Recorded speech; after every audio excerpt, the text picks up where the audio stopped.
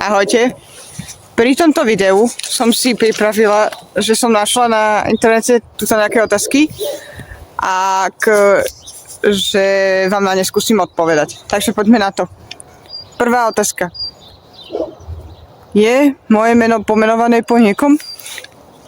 No, moje meno, ako, že však normálne meno, Martinka, to nie, to je normálne meno, ale ak mám k tomu Martinka, čo mám, že Sam, tak to je po Samovi Winchesterovi zo Supernaturalu, zo seriálu. Aké je moje znamenie zverokohu? Ja som bík a v čínskom horoskope som kohút. Môžete napísať, aké ste vy. Aká je moja obľúbená časť tela? Moja obľúbená časť tela? Neviem. Asi prsia. Mám to rád aj na iných, aj na sebe, takže asi to. Aká je moja obľúbená farba? Mám rada modrú, ružovú a aj hnedú mám tak rada, ale tú modrú a ružovú najviac. Obľúbený šport. Šport. To je taká otázka, ale tak neviem. Akože to by som pinkala do lopty, že kopala by som.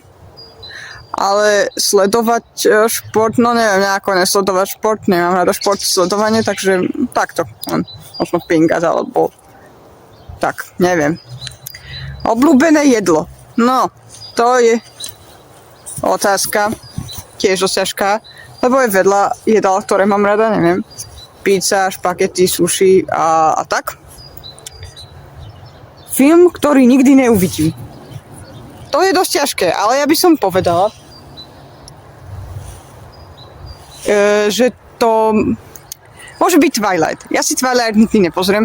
Ja som ho, myslím, že aj kúkala a nedokúkala som to. Twilight je za mňa najhorší film. Nejaké tetovanie nie, ale chcela by som si dať konečne tetovanie. Neviem, dúfam, že sa to tento rok podarí. Koľko ľudí si milovala? No, jeden. Pardon, niečo som počula. Meno domáceho zvieraťa je Thor. A tu sedí.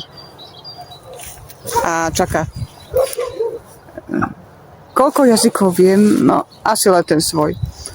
Z angličtiny len tak trochu. Chcela by som vedieť viac. Kedy si naposledy plakala? No, možno aj včera. Ideálny typ. Nefajčí, má ťa rád, je dobrý, milý, nesúdi ťa a tak. Veriť vo večnú lásku? Ja myslím, že sa dá, áno. Názor na podvádzanie je to, že keď niekto podvedie, tak by som to asi nikdy neodpustila. Nemalo by sa to robiť. V žiadnej forme. Kto chcem byť? Chcem byť človek, ktorého budú mať radi a budem sa mať rada aj ja a tak. S kým trávim najviac času?